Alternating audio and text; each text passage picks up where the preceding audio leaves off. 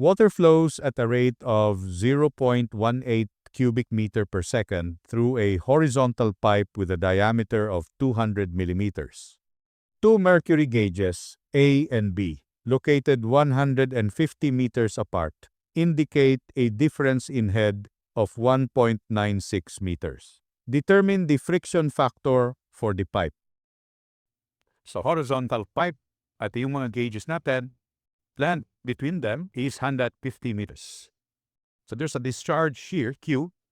Of course, the same discharge yung lalabas. Q in is equals to Q out. Paano makuha yung friction factor? So yung reading dito, meron tayong velocity head, v squared over 2g plus pressure head. Pressure at A over gamma. Hindi na natin in-include yung elevation head because horizontal naman siya, no? Same yung elevations natin at point A at point B. While dito, velocity head over 2g, kinetic pa rin, plus pressure at B over gamma. The velocity head at point C and point D will be equal because the same sila, the same cross-section and the same discharge. Tapos the same cross-section tayo, the same area, in other words, then the same velocity yung nakuha natin. That means the difference in reading, which is the head loss, is simply the difference of the pressure head.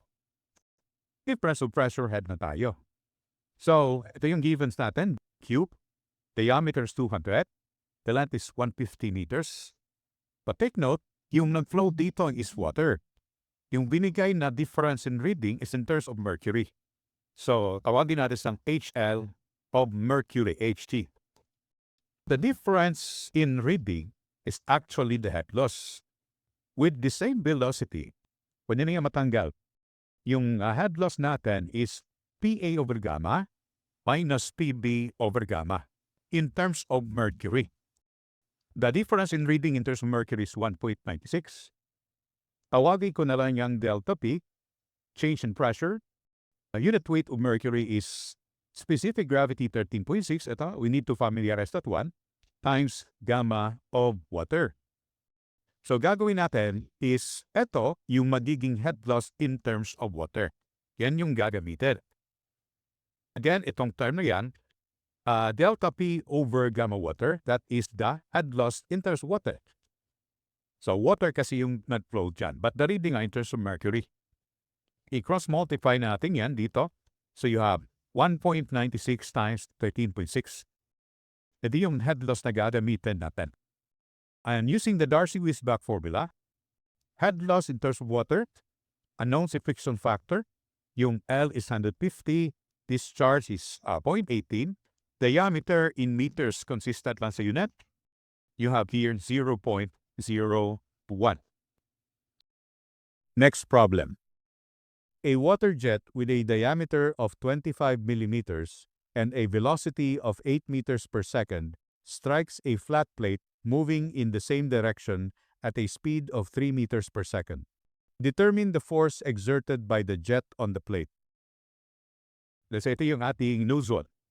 Water jet flowing at 8 meters per second. Assuming na horizontal tayo. So it will hit a flat plate. At the jet, the velocity is 8 meters per second. As it hits the plate, nag-move din siya at 3 meters per second. So ito yung nangyayari. Nag-move din siya na. Of course, may velocity tayo at the jet and may velocity tayo of the plate. So merong relative velocity. Yung impact natin dito, that should be the relative velocity. Tawagin natin sa U. The relative velocity is B minus the velocity of plate. Kasi iba-iba yung velocity nila. So there is a relative velocity, the change in velocity at any given time. Yung force exerted by the jet on a flat moving plate is given by this formula. Kung flat moving plate yan, it is Q prime. Ito is relative velocity. So yung U natin or the relative velocity is B minus velocity of plate. Subtract na natin, 5 meters per second. While the discharge Q prime, relative discharge din siya. It is area of the jet times the relative velocity. Since moving yung plate, then relative velocity yung gagamitin natin. The cross-sectional area with a given diameter of jet is 0.025 meters in diameter. So pi over 4 times diameter squared times the relative velocity. Ito yung Q prime natin. So using the formula, yung F natin is equal to, yung rho by the way is 1,000 kilogram per cubic meter. Of course, it is water. Yung Q prime is 0.00245 and yung U natin is 5 meters per second. The resulting value here is in newtons, 12.25 newtons. Next problem. A rectangular gate measuring 1.6 meters in width and 2.5 meters in height is inclined at an angle of 45 degrees to the horizontal. Water is 1.5 meters above the top of the gate. Interpret muna natin. So rectangular gate, tingnan muna natin siya sa side view. So inclined siya ng 45 degrees with the horizontal. It is 1.6 meters wide, 2.5 meters high. O ganito dapat yung orientation natin. Water is 1.5 meters above the top of the gate. So, ito yung ibig sabihin niya. Ito yung parating involved dito sa hydrostatic force of plane surfaces. First, you have center of gravity. Sa center ng gravity, dito yung ating voltage. Vertical measurement yan from the water surface. And then, the center of pressure, dito tatama yung hydrostatic force natin. Yung distance ng CG and CP is our eccentricity. So with this data, calculate the hydrostatic force. From this formula, we need part H. How to solve for part H? Yung part H natin, it is 1.5 plus yung vertical projection nito. Ito, i-project mo yan vertically.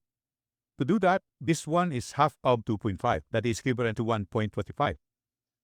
Kung i-project natin yan as a right triangle with this is 1.25 and the angle is 45, then this part sa right triangle na yan, that is 1.25 sine of 45 degrees right triangle. That means part H is 1.5 plus 1.25 sine of 45. Kuha natin si part H. Punin na lang din natin yung part Y from this relation.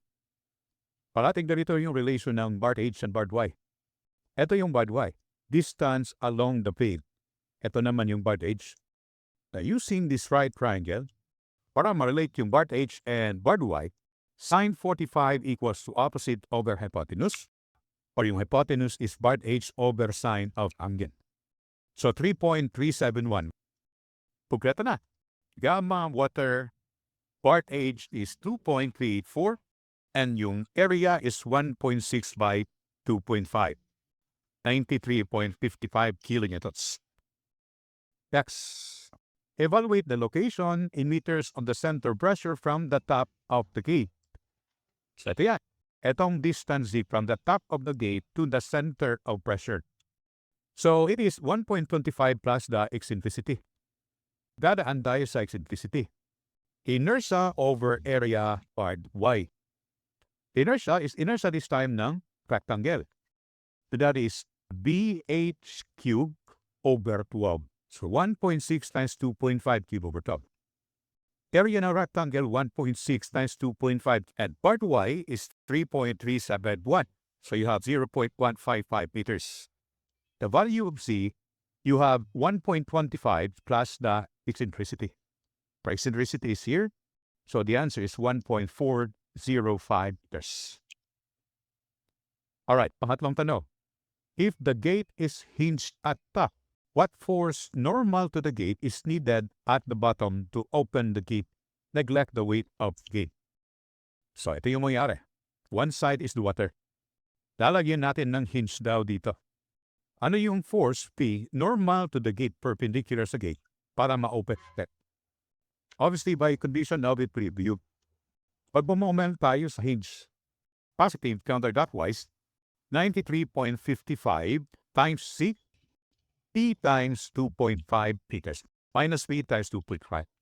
So, if C is 1.405, which is nasolve na natin, then the answer is 52.575. Next problem. A circular gate with a diameter of 1.5 meters is inclined at an angle of 45 degrees. Fresh water stands on one side of the gate to a height of 10 meters above the center of the gate. Interpret muna natin. Suppose ito yung ating gate. 45 degrees yung angle. Circular gate yan. Diameter yung binigay, 1.5 meters. Pressed water stands on one side of the gate to a height of 10 meters above the center of the gate. So, ito yung ibig sabihin yan. Part H niyan, above the center of the gate. Again, center pressure is below the center of gravity. Dito tatama yung ating hydrostatic force. Then, eccentricity is here. Distance between CG and CP.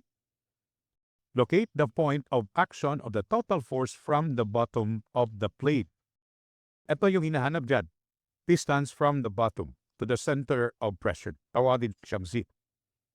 Okay, evaluate the force normal to the gate at the bottom required to open the gate. So, ito yan. Tawagin natin siyang P. Kinumpleto na lang natin yung diagram natin. So, force tayo. Bar A is known, 10 meters. Uli na lang din natin yung barbed Y galing sa relation na to. Again, yung barbed Y is distance from the water surface to the center of the gate along the plate. Dapat along the plate. So, kaya ganito parati yung ating relation. So, barbed Y is equals to barbed H over sine of the angle from the horizontal. Kaya 14.102. Gamma barbed H area. Gamma water. Barbed H 10. Area ng circle. The area is 5/4 diameter squared. Answer. 173.357 kilonewtons. Locate the point of action of the total force from the bottom on the plane of the gate. So, yan yung Z. So, ilan yan? Take note, this one is radius. You had 0.75. So, yung Z is 0.75 minus E. Yung E is inertia over area barbed Y. Inertia ng circle, pi/64 diameter is 4. Area ng circle in terms of diameter, pi/4 diameter squared. The barbed Y is 14.142. So may eccentricity tayo. So yung distance C is 0.75 minus E. Or E is 0.01. We have here 0.74 meters. Yung force yung hanapin natin sa part 3. Summation of moment about the hinge equals to 0. So you have P times 1.5 minus force times the moment arm. Yung moment arm natin galing sa hinge is ito. E plus 0.75 meters equals 0. Eccentricity is 0.01. Answer is 87.834. Next problem. A closed cylindrical tank with a diameter of 1 meter, completely filled with water, is rotated about its vertical axis at a speed of 120 revolutions per minute. Determine the resulting increase in pressure at the rim of the tank. Diameter is 1 meter. Filled with water, so puno. Rotated about its vertical axis. So pag nirotate natin yan, then completely filled with water siya, or walang air. So, meron tayong imaginary paraboloid stat. Ganito. Of course, yung vertex natin magsa-start talaga dito because walang hangin. Ito, tawagin natin Y. That's the height of paraboloid. So, yung increase in pressure, it is only gamma height. Gamma times the increase in imaginary height. We only need the value of Y, and madali yan using the formula. At any value back in the paraboloid, makukuha natin yung corresponding Y. That is a function of omega. Yung omega natin, RPM pa siya, revolution per minute. Convert natin to radians per second. Ito yung conversion factor. And every 2 pi radians, we have 1 revolution. Yung minutes natin convert to seconds, and every 1 minute, 60 seconds. So, automatic, i-multiply mo lang dyan is pi/30. The resulting value is this one. And ito yung kailangan natin for this formula. Omega, 12.566. Yung x natin is the radius. And that's half of 1 meter. So, 0.5 2 times gravity. The resulting value is this one. You want the change in pressure, increase in pressure at the rim. So gamma height lang yan. Gamma for water, and the change in height or additional height is the value of y. 2.012. So the answer is 19.74 kilopascal. Next problem. Water is flowing at a rate of 5 cubic meters per second under a total head of 10 meters. Determine the power associated with the flow. Identify the given. 5 cubic meters per second is discharge. Gamma ng water is 9.81 kilonewton per cubic meters. The head given, H is 10 meters. The formula of the power is gamma Q times the head added or head extracted. Generally, gamma discharge times the head. The gamma is 9.81 kilonewton per cubic meters. The discharge is 5 cubic meters per second. The head is 10 meters. The resulting value is 490.5. Abay, kung titingnan natin yung units yung lalabas dyan is kilonewton meter per second. Kilonewton meter per second is also equivalent to kilowatts. Convert natin to horsepower. The conversion factor is, in every 1 HP you have 0.746 kilowatts. The resulting value is 10 horsepower. Next problem. A capsized banca with a weight of 12 kilonewtons rests on the seabed. To lift it, an inflatable balloon is attached. Given that the specific gravity of seawater is 1.03 and neglecting the weight of the air and the balloon, determine the minimum required volume of the balloon to raise the banca. Ito yung seabed natin, no? Then, yung banca weighing 12 kilonewtons rests on seabed. So, we will assume that the weight given here is already the net weight. So, less na yan sa buoyant force. Initially, yung weight ng ating banca, yung net weight natin is, of course, carried by this seabed kasi nakatouch siya. Para ma-raise natin yan, we need a buoyant force. So, yan yung gamit ng inflatable balloon. So, let's say ito yung attached inflatable balloon natin. So, if there is a volume here for the inflatable balloon, then meron niyang buoyant force. Maaalsa yan, no? It will be uplift.